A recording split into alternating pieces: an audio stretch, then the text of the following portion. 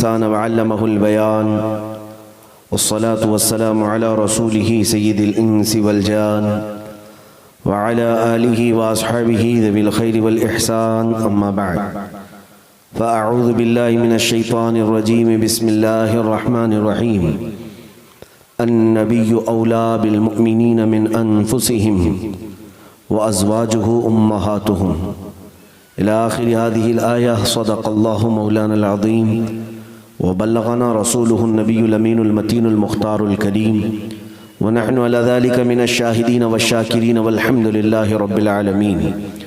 बारगाह रिसालत मुआब सल्लल्लाहु अलैहि वसल्लम में दुरूद पाक का हदिया पेश करें।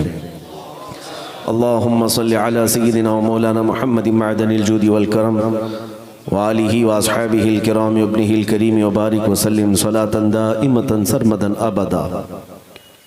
मिंबर नूर के ज़ेब सदारत हज़रतुल अल्लामा आले नबी औलाद अली सैयद शमसुल्लाह जान साहब क़िबला अदामल्लाहु इक़बालुहु नव्वरल्लाहु वजहहु, असातीन मिल्लत उलमा व मशाइख जो आज के इस मिंबर पाक की ज़ीनत हैं, उनका मैं मशकूर व ममनून हूँ कि इज़्ज़तों से मुझे नवाजा, मेरी हैसियत से ज़्यादा मुझे अता किया। अल्लाह ताला आपके हुस्न ज़न के मुताबिक मुझे बनाए। अज़ीज़ान गिरामी वक़ार, शोराए इस्लाम बारगाह मुस्तफ़ा में खिराज अक़ीदत काफ़ी देर से पेश कर रहे थे। नक़ीब अहले सुन्नत मौलाना कफ़ील साहब जो कुछ भी बयान कर रहे थे, यकीनन ये सब का मजमुआ जाता है ताजदार मदीना के कदमों तक। हमारा ये मिंबर, हमारा ये जमा होना, हमारी ये महफिलें हमारी अपनी शान बढ़ाने के लिए नहीं है, बल्कि यहाँ पर हुजूर की बारगाह में गर्दनें लुटाने के लिए।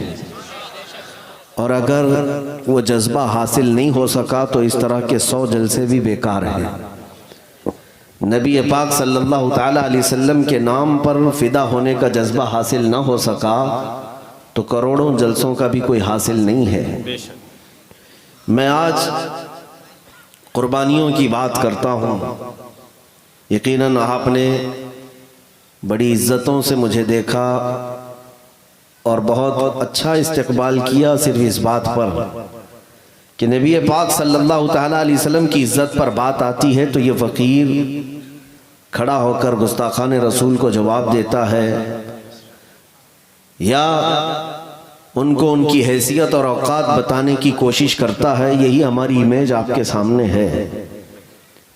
और जो इज्जत मुझे है वो इस बात पर नहीं है कि मैं किसी बड़े बाप का बेटा हूँ या हुकूमत वक्त का कारिंदा हूँ। जो भी इज्जत मेरे पास आज है वो सिर्फ इतनी है, ये नाज ये अंदाज हमारे नहीं होते। सुभान अल्लाह। ये नाज ये अंदाज हमारे नहीं होते, झोली में अगर टुकड़े तुम्हारे नहीं होते, जब तक के मदीने से इशारे नहीं होते, रोशन मेरी किस्मत के सितारे नहीं होते। बस बात इतनी सी है। इज्जत जो कुछ भी है हमारे पास वो सिर्फ इतनी सी है, जब तक बिके न थे तो कोई पूछता न था। या रसूल अल्लाह, तुमने खरीद कर हमें अनमोल कर दिया। अब हुजूर पाक सल्लल्लाहु ताला अलैहि वसल्लम के गुस्ताखों के लिए खड़ा होना मेरे अजीजों, ये सिर्फ काम सलमान का नहीं बल्कि हर मुसलमान का है। मुसलमान ही वो है जो नबी पाक सल्लल्लाहु ताला अलैहि वसल्लम से कमाल दर्जे की मोहब्बत रखता हो और उनकी शान में अदना तौहीन भी बर्दाश्त न करता हो। सारी दुनिया एक तरफ, मेरे नबी की इज्जत एक तरफ। इसीलिए इकबाल ने कहा आबरूए माँ ज़नामे मुस्तफ़ा। इकबाल कहता है कि ऐ लोगों, हम सब की जो इज्जत है ये नामे मुस्तफ़ा से है। अगर वो नाम सलामत है तो सबकी इज्जत सलामत है, और अगर उस नाम पर हमला हुआ तो तुम्हारी किसी की इज्जत बाकी नहीं, सबकी इज्जत जाने वाली है। अगर तुम ये समझते हो कि ये सारा काम सिर्फ उलमा का है या चंद मुबल्लिगीन का है या कोई स्टेज हिलाने वाले का काम है तो खाम ख्याली में हो। तुम अगर अपना वजूद और अपनी बका चाहते हो तो नबी की बात करो। अल्लाह। अगर अपना मुस्तकबिल चाहते हो कि मेरी औलाद मेरी नस्ल दायरा इस्लाम में रहे तो आज नबी पाक की बात करो। आज से 100 साल पहले बरेली का इमाम पुकार पुकार कर कह रहा था, आज ले उनकी पनाह, आज मदद मांग उनसे। ये सिर्फ वहाबियों के लिए नहीं है, ये सुन्नियों के लिए भी है। आज ले उनकी पनाह, आज मदद मांग उनसे। फिर न मानेंगे कयामत में अगर मान गए। वहां तो इज्जत हुजूर की ही होगी और वहां देख करके तो हर कोई मानने को तैयार होगा। फिरौन, कारून, हामान भी मान जाएंगे। वक्त का अबू जहल, वक्त का अबू लहब भी मान जाएगा कि अल्लाह के रसूल की शान क्या है। लेकिन कमाल इसमें है कि ऐ मुसलमान, आज ले उनकी पनाह, आज मदद मांग उनसे। मैं जो बात अर्ज करने जा रहा हूं वो तवज्जो से सुने। हुजूर पाक सल्लल्लाहु ताला अलैहि वसल्लम की शान में भौंकने वाले कुत्ते यहाँ रोज पैदा होने लग गए हैं और हिंदुस्तान के माहौल को जहरीला करना शुरू कर दिया। ये चंद सालों से होने लगा। ये सिर्फ तुम्हारे ईमान के बुखार का टेम्परेचर नापने की कोशिशें हैं और 25 करोड़ मुसलमान क्या करते हैं ये देखा जाएगा। अपने नबी पाक की इज्जत और उनकी हुर्मत पर इनका रिएक्शन क्या होगा ये देखा जाएगा। और आप देख रहे हैं पूरे मशरिक से मगरिब, शुमाल से जुनूब, हिंदुस्तान की सरजमीन आज अगर किसी को टारगेट बनाती है तो यही सिर्फ इस्लाम, कुरान, खुदा की ज़ात, क़वानीन इस्लाम, हुजूर की ज़ात। ये खेल और तमाशा जो रोज़ बन गया है। मियाँ मुसलमान आज के तो नहीं, हिंदुस्तान में हमारी तारीख यहाँ 1300 साल पुरानी है, 1400 साल पुरानी तारीख है हमारी भी। लेकिन ये आज इस कदर जहरीला माहौल क्यों बनता चला जा रहा है? इसकी वजह यही है, उनके जो हम गुलाम थे खल्क के पेशवा रहे, उनसे फिरे जहां फिरा फिर आई कमी वक़ार में। हुजूर पाक सल्लल्लाहु ताला अलैहि वसल्लम की शान में गुस्ताखियां देखकर मैंने अगर कुछ कहा भी, आज इतनी इज्जतों से नवाजा जाता है, फिर मेरा दिल रोता भी है। हमने क्या कर लिया हुजूर के लिए? कुछ किया भी तो नहीं है। हाँ, अपने यहाँ बैठ करके हमने जवाब दिया या जहां से चाहा मुकाबला करने की हमने कोशिशें की, इतना ही तो है। लेकिन जब उहद के मैदान में पहुंचता हूं तो हैरत होती है। एक सहाबी हुजूर के सामने खड़े हैं, जंग का पांसा पलट गया था, जो मुसलमानों को फतह नसीब हुई थी वो शिकस्त में बदल गई। कुफार और मुशरिकीन गालिब आ चुके थे, 70 मुसलमान शहीद हो चुके थे। ये वो जंगे उहद है जिसमें अमीर हमजा का कलेजा निकाल कर चबाया गया था और हालात इतने सख्त थे कि लोगों को अपनी जान बचाना मुश्किल हो चुका था। ऐसे वक्त में रसूल करीम सल्लल्लाहु ताला अलैहि वसल्लम के सामने एक सहाबी हजरत अबू कुतादा सीना चौड़ा करके खड़े होते हैं। इधर से कई तीर आता है, कभी उधर से तीर आता है, सन सन सन की आवाजें तीरों की चलती जा रही हैं। हर काफिर हुजूर को निशाना बनाना चाह रहा है, लेकिन एक तन्हा सहाबी खड़ा है। तारीख जब पढ़ता हूँ तो आंखें भीग जाती हैं। उस अबू कुतादा के एक जिस्म पर 80 तीर लग चुके थे, 80 तीर पैवस्ता हो चुके, पैवस्त हो चुके। लेकिन कमाल है उस आशिक सादिक का, पांव हटे कदम तक नहीं हटता। यहां तक के तीर चलते चलते एक तीर ऐसा भी आया कि उनकी आंख में घुस गया, आंख की पुतली बाहर आ गई, आंख का ढेला उनके रुखसार पर लटक गया। लेकिन उस आशिक सादिक ने अपने कदम नहीं हटाए। मेरी जिंदगी से कई दर्जे बढ़कर मेरे रसूलुल्लाह के कदम हैं। हुजूर की तरफ एक तीर तक जाने नहीं दिया। नबी मुख्तार सल्लल्लाहु ताला अलैहि वसल्लम ने खुद उन्हें बुलाया, अबू कुतादा आ जाओ, आ जाओ, बस करो। डिफेंस करने की बात करते हैं तहफ़्फ़ुज़ नामूस रिसालत की बात करते हैं।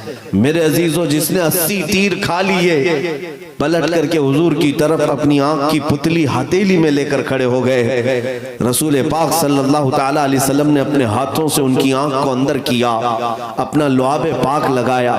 80 तीरों से जिसका जिस्म छलनी है, उस दिन भी वो फख्र के साथ नारा लगाता है और यूं कहता है, रब्बे कायनात तेरा फजल है, तेरे नबी की हुर्मत की हिफाजत के लिए मुझ जैसे को तूने चुन लिया। घर में बैठ करके बात करना और होता है, और अपने मजमे में, अपने जलसे में बुलंद आवाज से नारा लगा लेना और होता है। नबी पाक की शान पर हमला हो जाए। ओहद की एक और तारीख में बताऊं, जब जंग ओहद खत्म हो गई, शाम का वक्त था, लाशें उठाई जा रही थी सहाबा की। 70 लाशें उठाई गई, 70 लाशें उठाई गई। रसूल पाक सल्लल्लाहु ताला अलैहि वसल्लम उन लाशों की तरफ देखकर अपने एक चहेते सहाबी का नाम लेकर पुकारते हैं। साद इब्ने रबी कहीं है? साद इब्ने रबी इन लाशों में दिखता नहीं। वो हुजूर का चहेता सहाबी, जवान सहाबी। हुजूर दो सहाबा को कहते, मैदान में ढूंढो, मेरा वो साद जिंदा है या इंतकाल कर गया, जाओ ढूंढ कर लाओ। दो सहाबा मैदान में गश्त करते हैं, इधर से उधर देखा, तलाश किया, और अचानक बीच मैदान में पहुंचने के बाद देखा कि कई लाशों के नीचे वो दबे हुए हैं। पुकारा, जो सहाबी गए थे हजरत तलहा, साद इब्ने रबी तुम जिंदा हो या इंतकाल कर गए हो?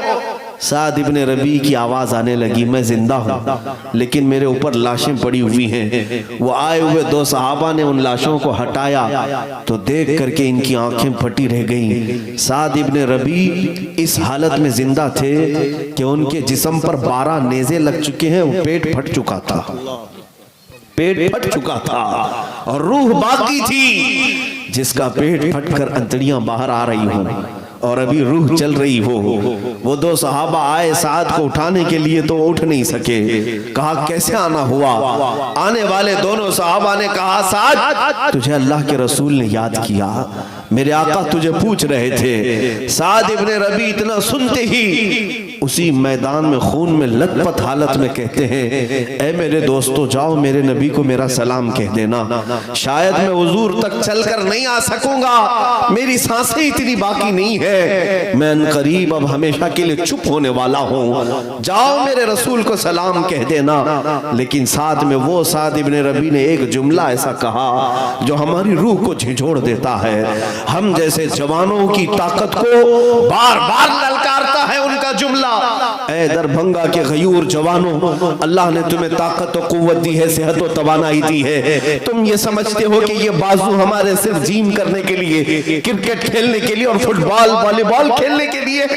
सुनो उस साद इब्ने रबी की जवानी को जिसका पेट फट चुका, और उनकी खैरियत मालूम करने के लिए जो दो सहाबा आए उनसे कहते हैं, ऐ मेरे दोस्तों, वापस जाना तो मेरी कौम को ये पैगाम दे देना, मेरी कौम को ये पैगाम दे देना, साद इब्ने रबी तो मर रहा है, लेकिन अगर तुम सबके सब जिंदा रहे और तुम्हारी जिंदगी में अगर कोई हुजूर तक हाथ भी बढ़ा दिया, क़यामत के दिन साद उसे नहीं छोड़ेगा, क़यामत के दिन उसका कोई उज़्र कबूल नहीं किया जाएगा। ये कहते हुए उनकी सांसें खत्म हो गई। एक रिवायत में मैंने ये भी पढ़ा, साद इब्ने रबी ने आने वाले दोनों सहाबा से कहा, जाओ मेरे आका से इतना कह देना, उज़्रन लक या रसूल अल्लाह, ऐ अल्लाह के नबी मुझे माफ कर दे, मैं आपकी हिफाजत का हक अदा नहीं किया।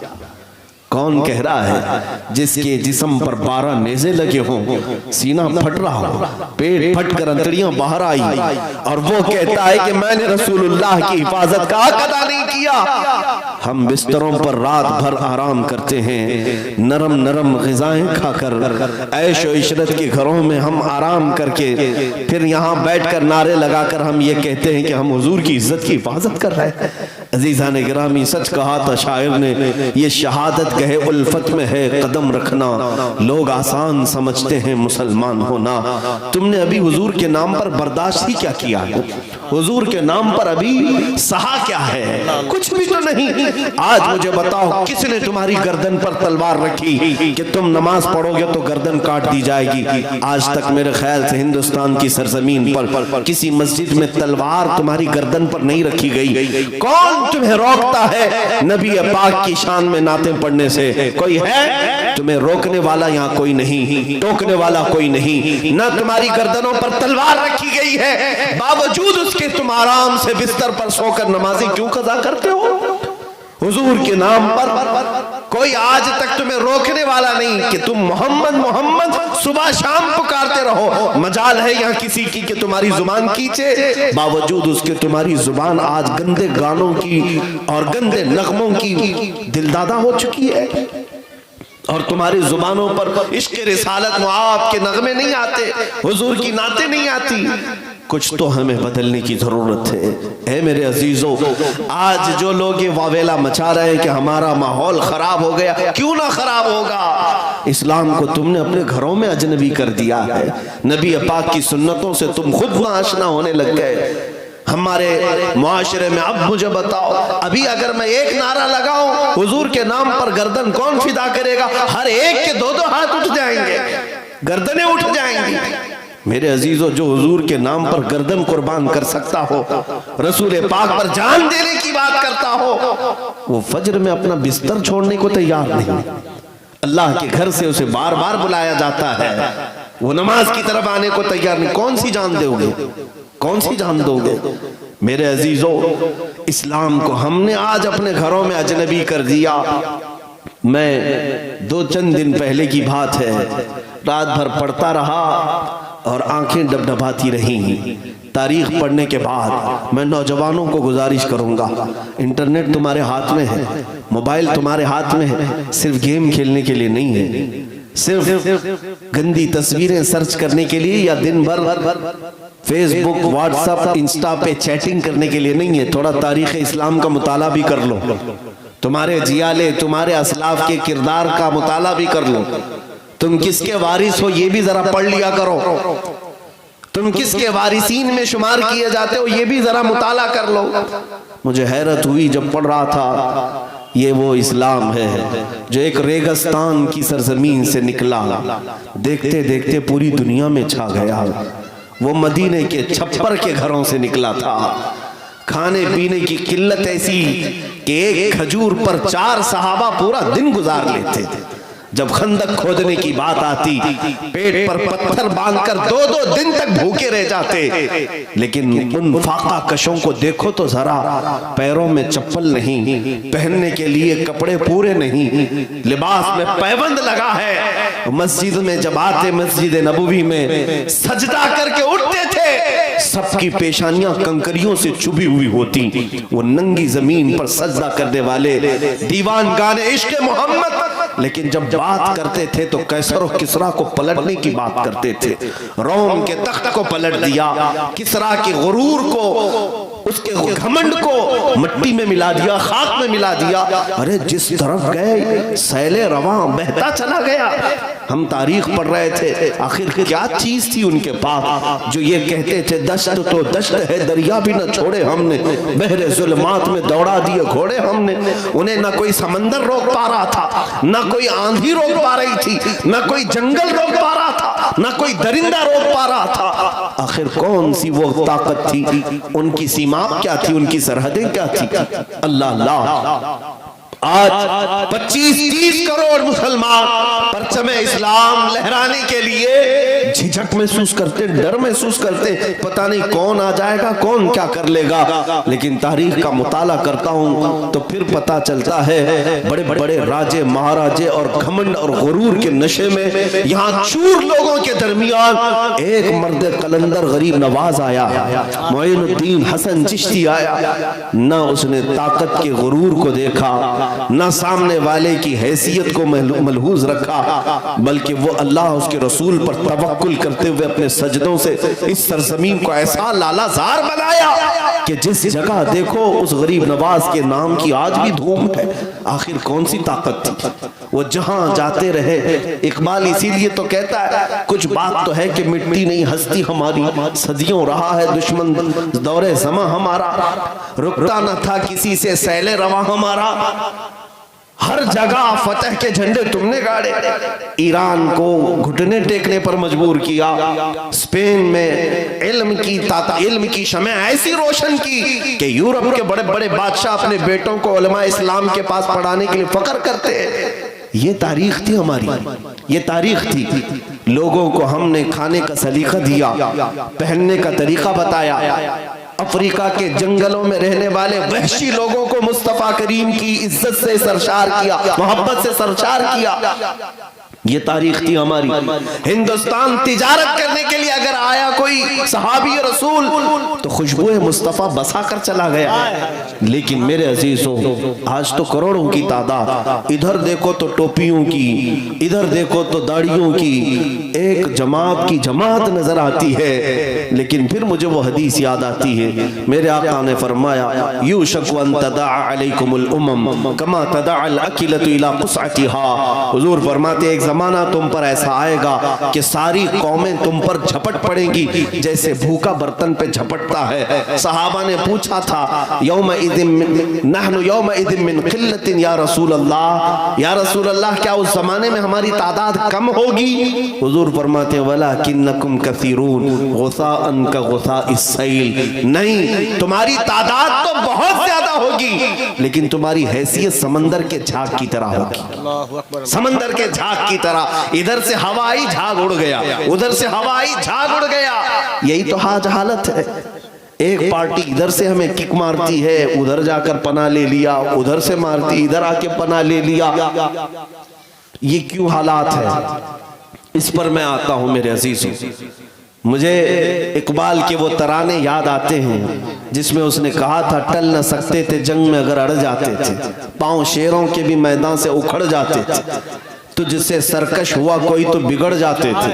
अरे तेग क्या चीज, हम तोप से भी लड़ जाते थे। आ गया ऐन लड़ाई में गर वक्त नमाज, किबला रूहों की जमीन बोस हुई कौम हिजाज, एक ही सफ में खड़े हो गए महमूद और अयास, न कोई बंदा रहा न कोई बंदा नवाज। पूरी दुनिया को सलीका देने वाली ये कौम, पूरी दुनिया को ताकत देने वाली ये कौम, पूरी दुनिया को शमअ इल्म से रोशन करने वाली ये कौम, पूरी दुनिया को हुकूमत के आदाब सिखाने वाली ये कौम, पूरी दुनिया को लॉ और कानून देने वाली ये कौम, पूरी दुनिया को उठने बैठने चलने फिरने हत्ता के इस्तिंजा का सलीका देने वाली ये कौम। लेकिन इस कौम का आज हाल ये है कि आज लोगों के ठोकरों पर पड़ी हुई है। आज हमारी हैसियतों को बताने की जरूरत नहीं, मैं एहसास कमतरी में ले जाना नहीं चाहता, लेकिन ये हकीकत है, ये फैक्ट है, तुम्हें तस्लीम करना होगा। वो सैले रवां हमारे पास उससे भी बड़ा है, लेकिन अब हम सिमटते चले गए। हम तो एक मस्जिद का मीनार नहीं बचा पा रहे हैं, एक मिंबर नहीं बचा पा रहे हैं। अब हमारी दरगाहें खतरे में हैं। कभी मज़ारात की चादरें जला दी जाएं, कभी किसी आलिम की दाढ़ी पकड़कर मोड़ दिया जाए, उसे राम राम चिल्लाने पर मजबूर किया जाए, कभी किसी को सिर्फ गाय के गोश्त के नाम पर कत्ल कर दिया जाए। पूरा मजमा तो, पूरा हिंदुस्तान तो सिर्फ वीडियो वायरल करने में मसरूफ है, एक दूसरे को इधर उधर शेयर करने में मसरूफ है। बाकी हालात तो ये है मेरे अजीजों, सिंध की सरजमीन पर 4 औरतों के साथ गुंडों ने इस्मतदरी की थी, तो 19 साल का मोहम्मद बिन कासिम अरब से 10 लश्कर लेकर हिंदुस्तान आ गया था। कौन है जो मेरी बहनों की तरफ आंख उठाकर देखा? और मोहम्मद बिन कासिम जब 19 साल की उम्र में हिंदुस्तान आया था, राजा दाबिर सिंह से उसने मुकाबला किया। किस बात पर? सिर्फ 4 औरतों की इज्जत के साथ उसके गुंडों ने खेला था। मोहम्मद बिन कासिम ने लड़ाई ऐसी की थी, न राजा का नामो निशान रहा, न गुंडों का नामो निशान रहा। पूरे तख्त और ताज का तन्हा मोहम्मद बिन कासिम मालिक बनकर रहा। वो तो फतह करने नहीं आया था, अपनी बहनों की चीख सुन करके आया था। यहाँ तुम्हारे पड़ोस से न जाने कितनी माएं चीख रही हैं, कितनी बहनें अपनी इज्जत को लुटती हुई शिकायतें करती हैं, किसी के कानों पे जूं तक नहीं रेंगती। अजीजा ने गिरामी, ये सारी इज्जतें बाद में, हमारी माएं लुटती हैं, बेटियां लुटती हैं, मस्जिदें लुटती हैं, खानकाएं लुटती हैं, ये सब बाद में। इससे बढ़ करके तो ये है, शर्म से डूब मरने की बात। मुझे एक बात याद आती है, बरेली शरीफ हाजिर हुआ था, वहां के बुजुर्ग और खानकाहे रज़विया की आबरू मेरे साथ मुसाफे के दौरान उन्होंने मोहब्बत के साथ कहते कहते उनकी आंखों से आंसू मैंने देखे। कहा कि मौलाना आप बात तो कर रहे हैं, खिताब कर रहे हैं, हिंदुस्तान में मुसलमान है कहाँ? हिंदुस्तान में मुसलमान है कहाँ? मैंने कहा कि हुजूर बड़ा जुमला है, आप ऐसा क्यों फरमा रहे हैं? कहा कि जब हिंदुस्तान की सरजमीन पर से अल्लाह रब्बुल इज्जत को गालियां दी जाए, रसूलुल्लाह के मुतालिक जिना के इल्जामात लगाए जाएं, तो फिर मुसलमान है कहाँ? मुसलमान है कहाँ? आपको पता है एक औरत की इज्जत पर हमला आवर हुआ था कोई गुंडा, तो अरब से ईमान वाले चले आए थे। ग़ज़वा तबूक क्यों हुआ था? एक हुजूर के कासिद को एक बादशाह ने जुल्मन कत्ल किया था, तो पूरे मदीने के सहाबा निकल आए कि रसूलुल्लाह के कासिद के साथ कैसे बेहुरमती हुई। पूरी जंग हो गई तबूक की। ग़ज़वा बनी मुस्तलक में हुआ क्या था? मक्का की एक औरत का बुर्का निकाल लिया था एक यहूदी ने, खुद रसूलुल्लाह चल पड़े सहाबा के साथ। अरे वहां नौजवानों की इज्जत पर बात आती तो पूरा मदीना निकल पड़ता, यहाँ खुद बजाते खुद रसूलुल्लाह की इज्जत की बात आई।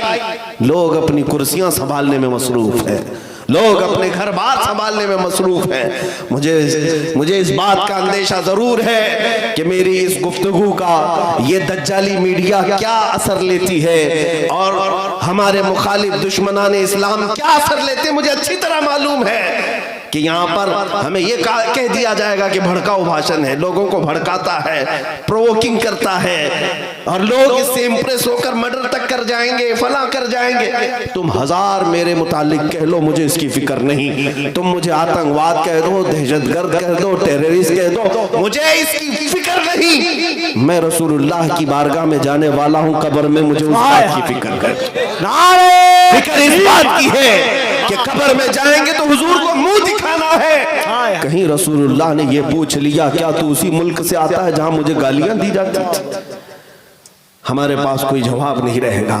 इसलिए जब तक जुबान है, जब तक जिंदगी है, जब तक आजादी है, बोल ले ताकि कब्र में जाने के बाद पछतावा ना हो। ऐ मुसलमानों, मेरी इस तकरीर का अब खुलासा सुन लो। मैंने तारीख तो बताई, उसी कौम से हमारा रिश्ता है जो 313 होते, लेकिन खौफ उनके दिलों में नहीं था। पैरों में चप्पल नहीं, हाथों में तलवार नहीं, लकड़ी के टुकड़े लेकर चल पड़े बद्र के मैदान में, लेकिन बड़ी बड़ी ताकतों का नशा धूल में मिलाकर आ गए। ये सबको पता है तारीख इस्लाम। वो जो कुव्वत थी, वो ताकत थी, वो क्या थी? वो कौन सी ताकत थी? मैं तुम्हें बताता हूं वो कुव्वत और ताकत क्या थी। खालिद बिन वलीद को सुना होगा, बतले जलील, सिपह सालार इस्लाम, सैफुल्लाहिल मसलूल, रसूलुल्लाह के वो चहेते सहाबी जिसको खुद मेरे आका ने अल्लाह की तलवार कहा। आपको पता है खालिद बिन वलीद ने अपनी जिंदगी में कितनी जंगें लड़ी? 125 जंगें लड़ी। 125 जंगें। तुम उतना खेले भी नहीं होगे मैदान में, वो जंगों में शिरकत कर चुके हैं। जंग का मतलब समझते हो? जान हथेली पर लेकर जाना, कब कहां से तीर आ जाए, कब कहां से तलवार चल पड़े और गर्दन कट जाए।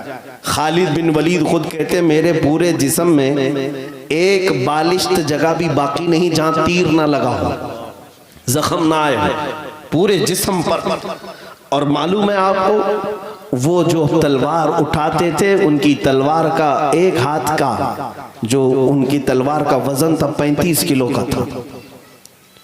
और वो मैदान में जब अड़े रह जाते, जंगे मौता एक जंग ऐसी है जिसके मुतालिक खुद खालिद बिन वलीद कहते हैं एक दिन में सुबह से शाम तक मेरे हाथ से 9 तलवारें टूटी, 9 तलवारें टूटी, लेकिन मैदान से हटे नहीं। उस खालिद बिन वलीद की बात कर रहा हूं जिसने जिंदगी में 125 जंगें लड़ी और कभी शिकस्त नहीं खाई, कभी शिकस्त नहीं खाई, हमेशा फतह और परचम इस्लाम लहरा कर आते रहे। एक जंग में उनके साथ एक मामला हुआ, उनकी टोपी, उनका अमामा मैदान में गिर गया लड़ते लड़ते। 4 बड़े बड़े पहलवान उनके सर पर सवार थे, दुश्मनाने इस्लाम। तलवार गर्दन के करीब थी, लेकिन खालिद बिन वलीद ने उस तलवार की तरफ जरा बराबर नजर नहीं की, तवज्जो नहीं किया। अपने अमामा उठाने और अपनी टोपी उठाने के लिए चल पड़े। जंग के मैदान में कोई गर्दन पर तलवार लेकर खड़ा हो, अपना डिफेंस करना चाहिए, अपना बचने की रास्ते देखने चाहिए, ना कि टोपी कपड़ा चप्पल देखें। जंग के उसूल तो ये हैं। लेकिन खालिद बिन वलीद अपना मामा उठाने के लिए चल पड़े, उठाया, चूमा और फिर रख लिया। जो खड़े थे दुश्मन वो देखते रह गए। पूछा कि तुम ही वो खालिद बिन वलीद हो जो सिपह सालार इस्लाम? कहा मैं हूं। कहा ये ऐसी हरकत तुमने आज की, एक आम फौजी भी नहीं करता ऐसी हरकत, आम सिपाही भी नहीं करता।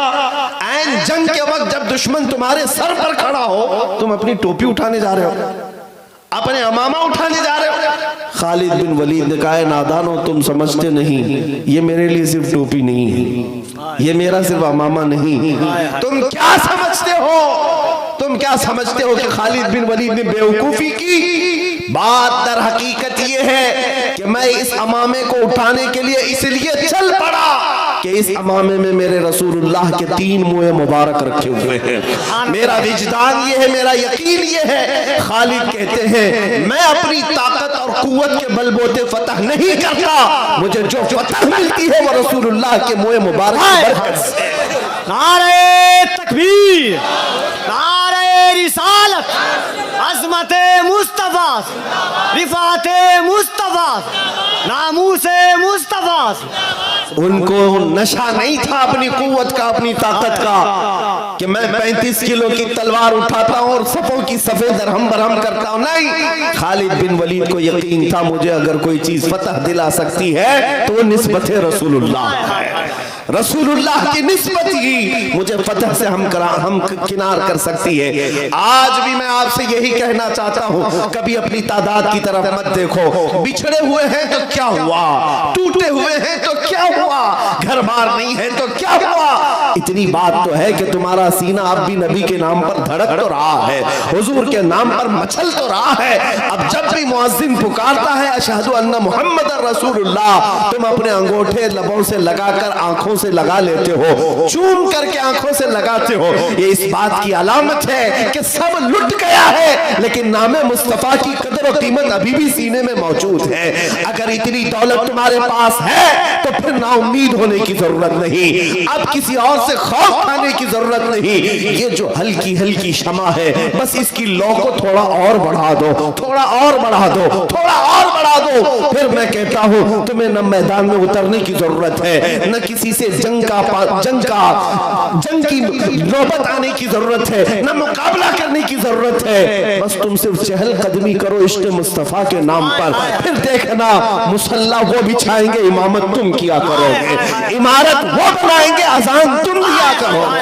सुभान अल्लाह। बात सिर्फ इतनी है, सीना हो तो मुस्तफा के इश्क में धड़कने लग जाए। मैं बात करता हूँ सुल्तानुल हिंद मोइनुद्दीन गरीब नवाज की। जब वो हिंदुस्तान आ रहे थे, ये वो वक्त था जब शिहाबुद्दीन गौरी शिकस्त खाकर वापस जा रहा था। शिहाबुद्दीन गौरी के पास 1.5 लाख की फौज थी, हाथी घोड़े साजो सामान सब थे, लेकिन यहाँ के राजे महाराजाओं से शिकस्त खाकर जा रहा था। जब गरीब नवाज आ रहे थे 8 फकीरों के साथ, और एक रिवायत में 40 फकीरों के साथ आ रहे थे। रास्ते में मुलाकात हो गई, बादशाह ने अपने कासिद भिजवाए और पूछा, देखने में तो दुर्वेश मुसलमान लगते हैं, किधर का सफर है, कहाँ जा रहे हैं, पूछाओ। कासिद आया, पूछा बाबा कहाँ जा रहे हो? गरीब नवाज ने कहा हिंदुस्तान फतह करने जा रहे हैं, हिंदुस्तान फतह करने जा रहे हैं। तो बादशाह को जब ये खबर मिली तो हंसने लगा, हमारी 1.5 लाख की फौज है, हाथी घोड़े साजो सामान है, और ये 8 फकीरों की जमात जा रही हिंदुस्तान फतह करने की बात कर रहे हैं। वो हंसने लगा। मोइनुद्दीन चिश्ती ने फरमाया, शिहाबुद्दीन तुम में और मोइनुद्दीन में फर्क ये है कि तू हाथी घोड़े साजो सामान के भरोसे पे गया था, मोइनुद्दीन सिर्फ अल्लाह उसके रसूल के भरोसे पर जा रहा है,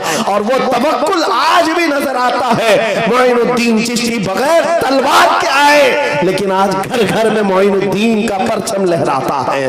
गरीब नवाज का फैला हुआ इस्लाम हर घर पर लहरा रहा है। मैं आज यहाँ बात यह करना चाहता हूँ कि इश्क मुस्तफा में लबरेज सीना लेकर के वो गरीब नवाज आए थे। क्या नहीं किया गया उनके साथ, क्या नहीं किया गया? अरे ये जो कुछ हो रहा है ये कोई नया नहीं है। आपको ऐसा लगता है कि 2014 में हुकूमत बदल गई और इतना सब होने लगा, ये हर जमाने में होता रहा है। मॉब लिंचिंग तो मक्का वालों की भी आदत थी। बिलाल हबशी के साथ क्या करते थे, खुबैब इब्न अदी के साथ क्या करते थे, खब्बाब इब्न लारत के साथ क्या करते थे। मॉब लिंचिंग ही तो है, एक मुसलमान को निहत्था पकड़ना, मारना और फिर हैबत तारी करना, दहशत तारी करना। 1400 साल पहले से तारीख आ रही है। तुम्हें घबराने की क्या जरूरत है, डरने की क्या जरूरत है।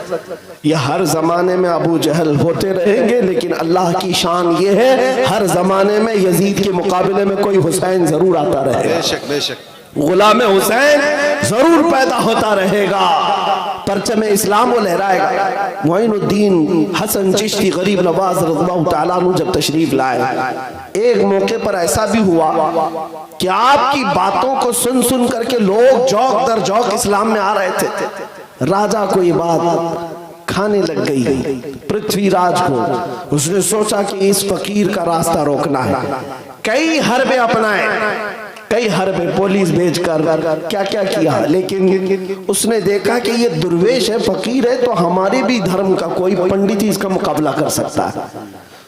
तो उसके धर्म का एक बहुत बड़ा महंत था, पंडित था, उसका नाम तारीख में रामदेव बताया गया है। ये वाला नहीं है, ये वाला कोई महंत भी नहीं, पंडित भी नहीं, गरीब नवाज के जमाने का रामदेव, वो दोनों आंख वाला था।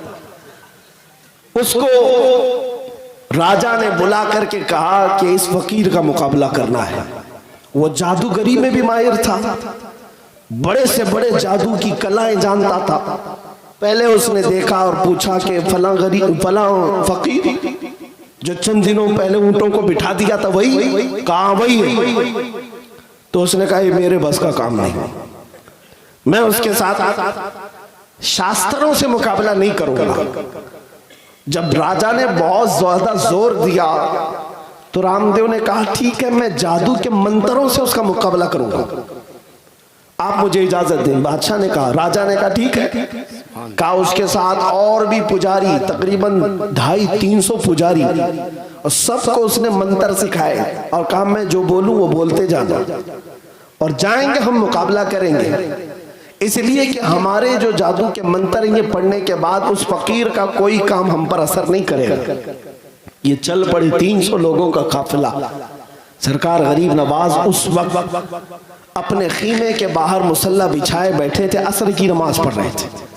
आपके खादिम ने खबर दी नमाज के फौरन बाद कि एक बड़ी जमात आ रही है पुजारियों की और कुछ मंत्र पढ़ते हुए आ रहे हैं। सरकार गरीब नवाज ने हिसार खींचा अपने पास और अपने खादिम को भी बिठाया, कहा उनका कोई दावा असर नहीं करेगा।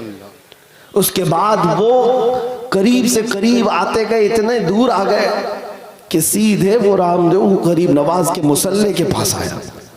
जब हजरत सरकार गरीब नवाज सजदे में थे, सर उठाया, खादिम से कहा कि उनको पलट जाने के लिए कहो, लेकिन वो नशे में चूर थे।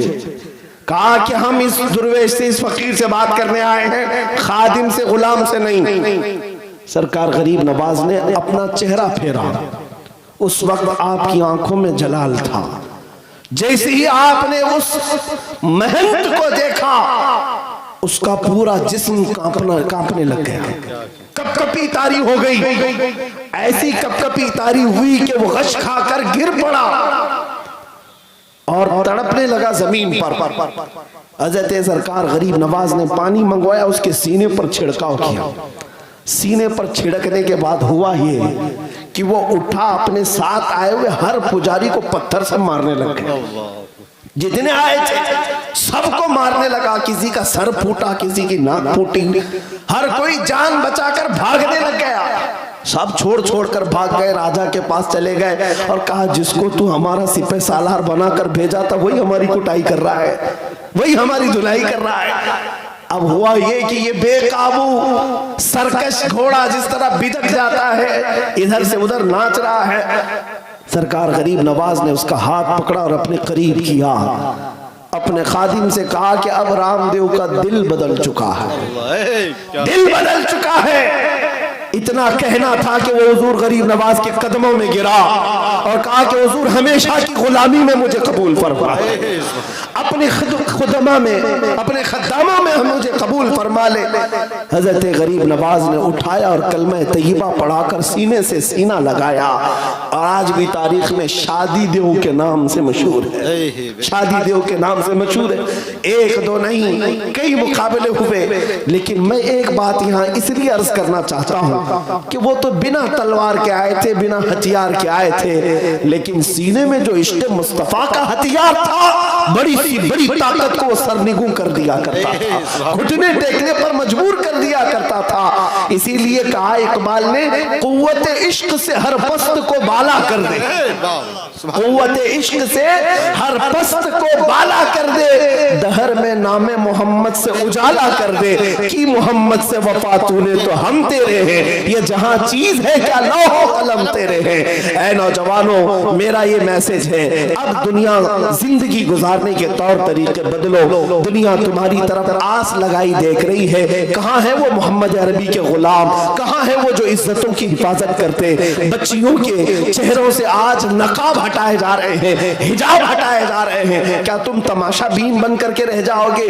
नहीं, बल्कि जुल्म के खिलाफ आवाज उठाने वाले का नाम गुलाम मुस्तफा हुआ करता है, गुलाम हुसैन हुआ करता है। करबला की दास्तान दोहराई जाए तो दोहराई जाएगी, हमारी गर्दनें जाती हैं तो जाए, लेकिन किसी का खसारा नहीं होना है। इतनी बात याद रखे, हमारी गर्दनें कट जाती है हक की आवाज बुलंद होने पर, न मेरे घर में कोई यतीम होगा, न हमारी बीवियां बेवा होंगी, कुछ नहीं होना है। बल्कि तारीख बताती है इस्लाम जिंदा होता है हर करबला के बाद। अगर मिट भी गए, मौला तबारक व तआला हमेशा तुम्हारा नाम जिंदा रखता है, जिंदा जावेद बन जाओगे। इसलिए हक की आवाज उठाना, जुल्म के खिलाफ बोलना सीखो, घरों में मसलहत के पर्दों में छुपना अब छोड़ दिया करो। औरतों से भी बताओ कि अगर पैदा करना हो तो बच्चे टीपू सुल्तान की तरह पैदा करे, सलाहुद्दीन अय्यूबी की तरह पैदा करे, शहाबुद्दीन गौरी की तरह पैदा करे, कि जो इस्लाम और बानिए इस्लाम की तरफ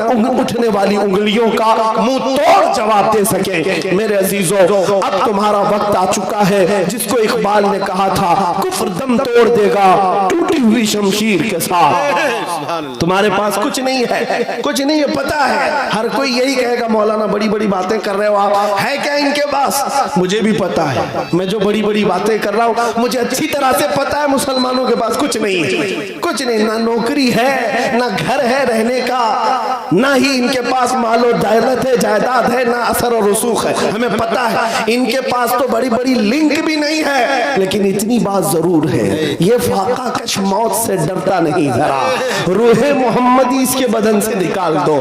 ये सारा यूरोप कह रहा था इनके पास कुछ नहीं है, ये कुछ नहीं कर सकेंगे, लेकिन फिर भी डर इस बात का था कि सीने में इश्क मोहम्मदी है। अगर ये बेदार हो गया, ये इश्क जवान हो गया, तो फिर हर ताकत को सोने पर मजबूर कर देगा। इसलिए मैं आपसे कहना चाहता हूँ, सब चला गया तो कोई हरज नहीं, अपने इश्क मुस्तफा के साथ किसी के साथ समझौता नहीं करना और किसी के साथ सौदेबाजी ना करना।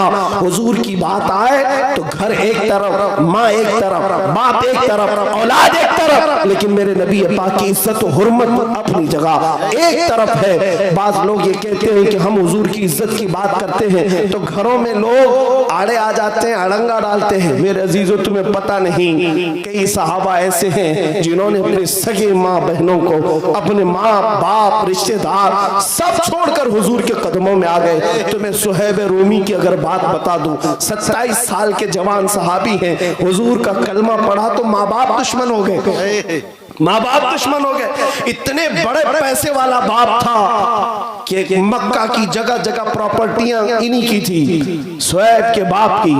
हजरत सुहैब जब देखते हैं हुजूर मदीने जा चुके, आए घर में और कहा मैं भी मदीने जा रहा हूं। बाप ने कहा अगर जाना है तो सारी दौलत तेरी खत्म कर दी जाएगी, एक पैसा भी नहीं दिया जाएगा। सुहैब रूमी ने कहा जो लिखवाना है लिख लो, सारी जायदादें लिख लो, जिसे चाहे दे दो, मैं मदीने जाऊंगा मेरे मुस्तफा के कदमों में। सुनो, बाप को गुस्सा आया, सारी दौलत लिखवा लिया, कहा कि निकल जा मेरे घर से। जब जाने लगा तो माँ पीछे से पुकारती है, कहती है सुहैब तेरे जिस्म पर जो कपड़ा है ना वो हमारी कमाई का है, जो लिबास तू पहना है वो हमारी कमाई का है, ये भी उतार के दे। हजरत सुहैब घर वापस आए, अपना वो लिबास भी उतारा और टाट का कपड़ा जो गोनी होती है वो ओढ़ लिया, कांटे लगा लिए, इसी हालत में मदीने चल पड़े। उनका लिबास तक उतरवाया गया और चले। अभी मक्का की सरहद खत्म भी नहीं हुई थी, बाप बड़े पैसे वाला मक्का के गुंडों को पैसा दे करके भेजता है और कहता है कि मेरा बेटा मदीना जा रहा है, उसे बीच रास्ते में इतना मारो कि वो वापस घर आ जाए। गुंडों को पैसा देकर लगवाया। बीच रास्ते में गुंडे आए, सुहैब रूमी के साथ लड़ाई झगड़े शुरू हुए, घोंसे मारे गए, लात मारे गए, क्या क्या मारा गया। उनकी नाक फट गई, आंख अंदर गई, गाल सूज गए, जगह जगह से हड्डियों पर जख्म।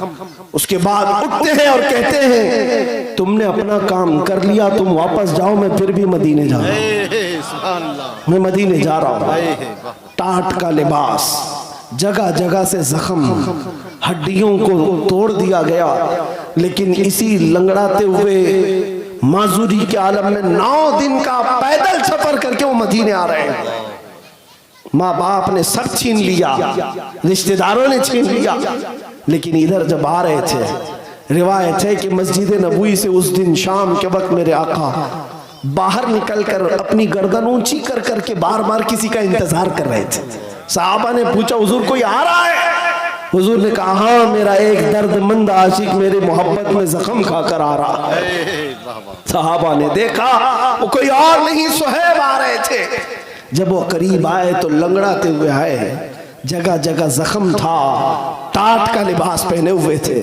जैसे ही करीब आए, मेरे आका ने उनको सीने से सीना लगाया, अपनी चादर उठा करके उनको पहना दिया, चादर लपेट दिया। चादर जैसे ही लिपट गई, सुहैब के जुबान पर अब मुस्कुराते हुए ये जुमले आते हैं, कहते हैं मेरे दोस्तों, लोगों ने मुझे मारा तोड़ा, मेरे माँ बाप ने सब छीन लिया, नबी पाक ने चादर क्या पहनाई, सारे जख्म काफूर हो चुके, सारे दर्द खत्म हो गए, मुझे कोई दर्द भी याद नहीं, कोई जख्म भी याद नहीं। वो सुहैब जिंदगी भर उस चादर को साथ रखते रहे, यहाँ तक कि अपनी वफात के वक्त भी ये वसीयत कर करके गए कि अगर मैं मरूं तो मेरे कब्र में यही चादर कफन के तौर पर पहनाना, इसलिए कि ऐ लोगों, जब सगी मां ने मेरे कपड़े उतरवाए थे, उस वक्त अगर मुझे किसी ने कपड़ा दिया था तो वो ताजदार मदीना की जात थी। अजीजा ने गिरामी, उन सहाबा ने सब कुछ छोड़ा था हुजूर के नाम पर। अगर तुम्हारी जिंदगी में कभी ऐसा मौका आए तो ये मत देखना ये 4 दिन की दुनिया को राजी रख सकूंगा, मौलाना के साथ नहीं जाऊंगा, ये राजी रहेंगे, कभी नहीं हो सकेगा, ये कभी राजी नहीं होंगे। अगर ज्यादा से ज्यादा इनकी दोस्ती चलेगी तो तुम्हारी कब्र तक, कब्र में दफन करने के बाद घंटा भर भी तुम्हारी कब्र पर कोई बैठने वाला नहीं। ये करीबी दोस्त, करीबी भाई भी तुम्हारे कब्र की तख्तियां बंद करके निकल आता है, मुर्दा चीखता रहता है, ऐ मेरे दोस्तों थोड़ी देर और बैठ जाओ, थोड़ी देर और बैठ जाओ, लेकिन तुम उसे कब्र में दबा करके आते हो, जानते हो एक सुराख भी रोशनी का नहीं होता, हवा की कोई खिड़की नहीं होती, उस अंधेरी कब्र में अगर कोई आता है तो सिर्फ ताजदार मदीना की जात आती, कोई नहीं आता, कोई नहीं आता। जिनके लिए तुमने यहाँ दुनिया में किससे किससे दुश्मनियां मोल ली, यही वो जवान दोस्त तुम्हारा लाशा उठाकर कब्र में अंदर दफना कर चले आते हैं। लेकिन वहां भी अगर कोई आ रहा है वो मदीने का ताजदार आ रहा है। इसलिए जवानों, मुजद्दिद की बात सुनो, बरेली की आवाज सुनो। उस बरेली के इमाम ने कहा था आज ले उनकी पनाह, जब जाकर उनका सामना करना ही है, आज ले उनकी पनाह, आज मदद मांग उनसे, फिर न मानेंगे क़यामत में अगर मान गया। अल्लाह तबारक व तआला कहने सुनने से ज्यादा अमल की तौफीक अता फरमाए।